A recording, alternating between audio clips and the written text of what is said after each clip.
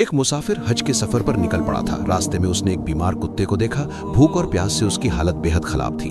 आंखों में बेबसी थी और सांसों में थकान। मुसाफिर ठहर गया। उसने अपने हाथों से पानी लिया और उस बेजुबान को पिला दिया। कुत्ते की आंखों में जैसे जिंदगी लौट आई। मुसाफिर ने उसे देखा, बिना कुछ कहे अपने सफर पर आगे बढ़ गया। चलते चलते अचानक कुछ डाकुओं ने उसका रास्ता रोक लिया। ऐ मुसाफिर, जो कुछ पास है सब हमारे हवाले कर दो। मगर मुसाफिर घबराया नहीं, बड़े इत्मीनान से बोला, मेरी बस एक छोटी सी बात सुन लो, फिर शौक से मेरा सामान लूट लेना।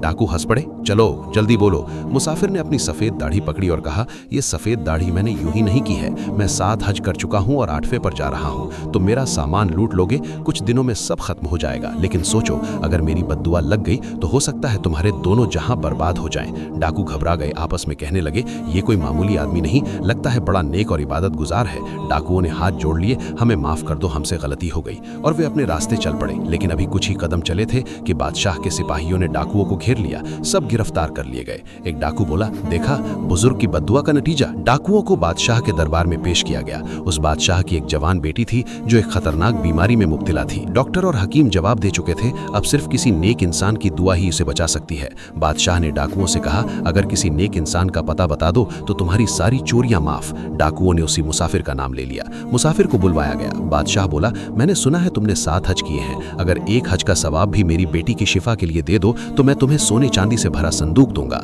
मुसाफिर राजी हो गया। आज रात यहीं रुकता हूं, सुबह सफर जारी रखूंगा। उसी रात बादशाह ने ख्वाब देखा। एक नूरानी चेहरे वाला सफेद पोश शख्स बोला, इस मुसाफिर का एक भी हज कबूल नहीं हुआ। हज का सवाब मत लो, उस नेकी का सवाब लो जो उसने रास्ते में की थी। उसने एक बीमार कुत्ते को पानी पिलाया था, उसी नेकी से तुम्हारी बेटी को शिफा मिलेगी। और वाकई बादशाह की बेटी ठीक हो गई। सबक ये है, मुसाफिर खुद को बड़ा हाजी समझता था, लेकिन उसके लिए कुत्ते को पानी पिलाना बस एक मामूली अमल था। मगर कौन जानता है अल्लाह किस एक नेकी से राजी हो जाए।